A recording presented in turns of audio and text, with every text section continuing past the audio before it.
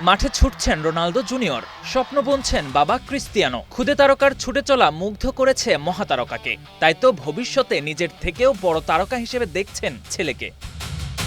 আল নাসরের একাডেমিতে ছেলের অনুশীলন দেখতে গিয়ে জুনিয়রকে নিয়ে নিজের ভাবনার কথা জানান রোনালদো। ছেলের ব্যক্তিত্বের প্রশংসা করে তিনি বলেন, সে ভালো ছেলে, সৎ এবং ভালো ছেলে। রোনালদোর চোখে মাত্র ১৬ বছর বয়সেই শারীরিক গড়নে তাকে ছাড়িয়ে গেছেন রোনালদো জুনিয়র। তাই ছেলের ভবিষ্যৎ নিয়ে দারুণ আশাবাদী Portuguese মহাতারকা।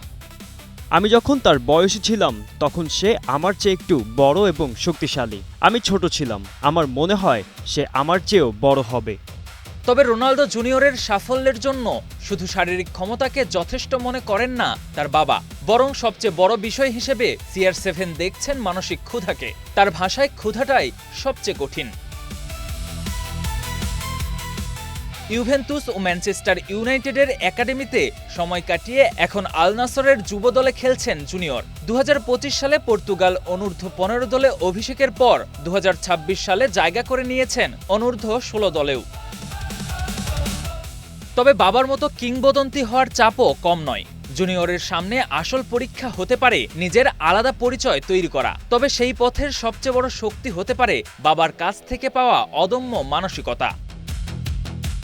KM Sony, star play.